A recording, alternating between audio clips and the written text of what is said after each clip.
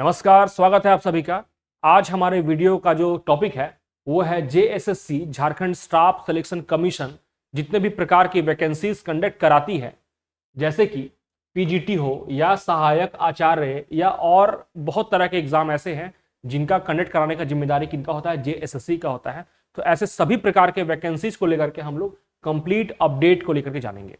ठीक है, हमारे देश में चुनाव का माहौल है, इस दरमियान पूरे देश में ही कोड ऑफ कंडक्ट या यूं कहें तो आदर्श आचार संहिता लागू है। और इस आदर्श आचार संहिता में किसी संस्था को कोई भी काम करना है, कोई भी रूल इंप्लीमेंट करना है तो बड़ा सोच समझ के सावधानी पूर्वक करना है, ताकि गलती से भी आचार संहिता का उल्लंघन ना हो जाए। ये उल्लंघन बहुत ही बड़ा दोष माना जाता है किस संस्था के लिए भी और उस पर रूलिंग पार्टी के लिए, कहे तो सरकार के लिए भी। ठीक है, तो जितने भी प्रकार के सवाल आपके मन में थे आचार संहिता को लेकर के, उससे कहीं अधिक सवाल किसी संस्थान के मन में रहते हैं। तो इस तरह के सवालों का जवाब देती है कौन? निर्वाचन आयोग।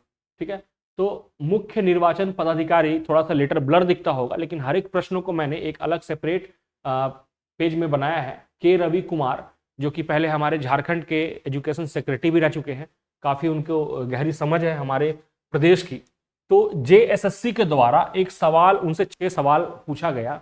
ठीक है ना, प्रश्न नंबर 1, 2, 3, 4, 5, 6। इसी प्रश्नों में से आपके भी, आप जेएसएससी के जो भी वैकेंसीज को आप भरे हैं या भरने की सोच रहे हैं, सारे वैकेंसीज कहीं ना कहीं इन सवालों से जुड़े हुए हैं। तो हम लोग प्रत्येक सवाल का बारी बारी देखेंगे कि आखिर जेएसएससी के द्वारा क्या सवाल पूछा गया था और उसका जवाब के रवि द्वारा या यूं कहें तो मुख्य निर्वाचन पदाधिकारी द्वारा क्या दिया गया और उसका उस वैकेंसीज पे क्या प्रभाव पड़ने वाला है। ठीक है, तो वीडियो के एंड तक बने रहिए, उम्मीद है आपके सारे सवालों का जवाब मिल जाएगा। पहला प्रश्न है, क्या आदर्श आचार संहिता लागू होने के पश्चात आयोग द्वारा किसी प्रतियोगिता परीक्षा हेतु नया विज्ञापन प्रकाशित किया जा सकता है अथवा नहीं? सवाल हाँ या ना में देना है। ठीक है ना, आचार संहिता लागू है, हमने डिस्कस तुरंत अभी कुछ देर पहले किया। तो क्या इस दरमियान कोई भी संस्था क्या नया विज्ञापन लागू कर सकती है अथवा नहीं? तो इस पे ये सवाल पूछा गया था जेएसएससी से, इसका रिप्लाई आया नहीं। आप किसी भी तरह का नया विज्ञप्ति प्रकाशित नहीं कर सकते हैं। इसका मतलब जो भी नई वैकेंसीज आने का पॉसिबिलिटी था, जैसे कुछ लोग चर्चा कर रहे थे टीजीटी को लेकर के या फिर जेएसएससी, हम बात सिर्फ जेएसएससी का कर रहे हैं क्योंकि ये सवाल जेएसएससी के द्वारा ही पूछा गया था, लेकिन यही rule same to same JSSC के साथ साथ जेपीएससी और भी इस तरह का जो अन्य संस्था है जो एग्जाम कंडक्ट कराता है, ये सब पर सेम आधार पर लागू होगा। तो जवाब क्या है इसका? नहीं। आप किसी भी तरह का विज्ञप्ति जारी नहीं कर सकते हैं अगर किसी प्रदेश में या फिर देश में आचार संहिता लागू है तो। अगला प्रश्न है, यदि नियुक्ति संबंधी विज्ञापन पूर्व, देखिए क्या है ना, क्वेश्चंस लेयर बाय लेयर पूछा गया है। यदि नियुक्ति संबंधी विज्ञापन पूर्व प्रकाशित है, अगर कंडीशन है कि विज्ञप्ति प्रकाशित हो चुकी है, नोटिफिकेशन जारी किया जा चुका है, तो क्या आदर्श आचार संहिता लागू होने के उपरांत परीक्षा हेतु आवेदन प्राप्त किया जा सकता है अथवा नहीं? मतलब नोटिफिकेशन निकल गया है लेकिन आवेदन नहीं मंगाया गया है।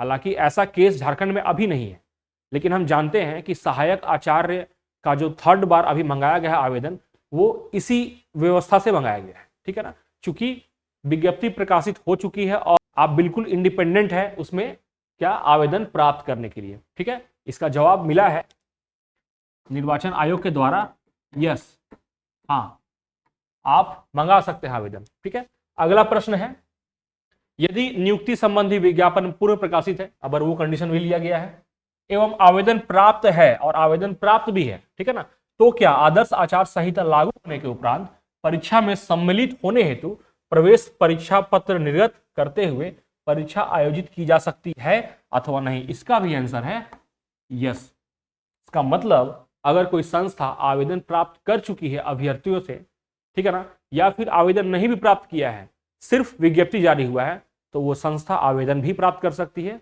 और प्रवेश पत्र निर्गत करके उस पर एग्जाम भी कंडक्ट करा सकती है। उसके लिए बिल्कुल इंडिपेंडेंट है अकॉर्डिंग टू इलेक्शन कमीशन। ठीक है, बड़ा इंपॉर्टेंट प्रश्न है, ध्यान रखिएगा इस पे। अगला प्रश्न है, यदि आयोग द्वारा पूर्व में परीक्षा आयोजित की जा चुकी है, इस बार क्या एग्जाम भी कंडक्ट हो चुका है, तो क्या आदर्श आचार संहिता लागू होने के उपरांत सामान्य मेधा सूची के आधार पर अल्प सूचीबद्ध अभ्यर्थियों के प्रमाण पत्रों का जांच कार्यक्रम आयोजित किया जा सकता है अथवा नहीं? मतलब कि नोटिफिकेशन भी आ गया आवेदन भी प्राप्त कर लिया गया और परीक्षा भी आयोजित हो गया, तो क्या आप अल्प सूचीबद्ध अभ्यर्थी मतलब शॉर्ट लिस्टेड कैंडिडेट्स जिन्हें डीवी के लिए बुलाया जाता है वो सूची जारी किया जा सकता है अथवा नहीं, ये पूछा गया है। इसका रिप्लाई है नो। आपने एग्जाम कंडक्ट करा लिया, आप आराम से रहिए। अब आपको अगला स्टेप कंप्लीट नहीं करना है, यहां पे आपको रुक जाना है, मतलब नो। ठीक है, अगला प्रश्न है, यदि आयोग द्वारा सामान्य मेधा सूची के आधार पर अल्प सूचीबद्ध अभ्यर्थियों के प्रमाण पत्रों का जांच कार्यक्रम आयोजित किया जा चुका है।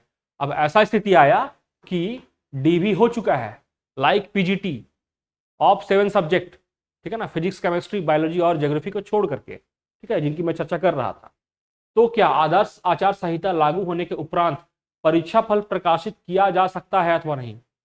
ध्यान रखिएगा, आपका जो परीक्षा फल आया था 7 विषय का, वो परीक्षा फल था ही नहीं, वो था शॉर्ट लिस्टेड कैंडिडेट्स का लिस्ट, ठीक है ना, डीवी के लिए। ये है प्रकाशित रिजल्ट, कहने का मतलब जो फाइनल मेरिट लिस्ट जारी किया था जैसे का, उसका बात किया है। अगर आपने डीवी करा लिया है तो भी आप फाइनल मेरिट लिस्ट जारी नहीं कर सकते हैं, ये जवाब आया है निर्वाचन आयोग का। ठीक है, अगला प्रश्न है, यदि आयोग द्वारा किसी विज्ञापन के आलोक में परीक्षा फल प्रकाशित किया जा चुका है, अब है कि रिजल्ट भी आ चुका है, ठीक है, तो क्या आचार संहिता लागू होने के उपरांत अधियाची विभाग को नियुक्ति हेतु अनुशंसा भेजी जा सकती है अथवा नहीं? अब है कि सारा प्रोसेस हो चुका है और रिजल्ट भी आ चुका है, तो जेएसएससी करती क्या है कि फाइनल मेरिट लिस्ट निकालने के बाद में उस लिस्ट को अनुशंसा करती है सरकार को कि हमारा काम पूरा हो चुका है, इसमें आगे का जो प्रोसेस है कार्रवाई उस पर आप करें। तो ये भी प्रोसेस को सीधे नकार दिया गया है कि ये भी आप नहीं कर सकते हैं। आपका अगर आप फाइनल मेरिट लिस्ट जारी कर दिए हैं तो आपको अनुशंसा भी नहीं करना है सरकार को। ठीक है, तो ये छठा प्रश्न था। उम्मीद है कि आपके और जेएसएससी के जो सारे प्रश्न थे उनका जवाब आपको मिल गया होगा।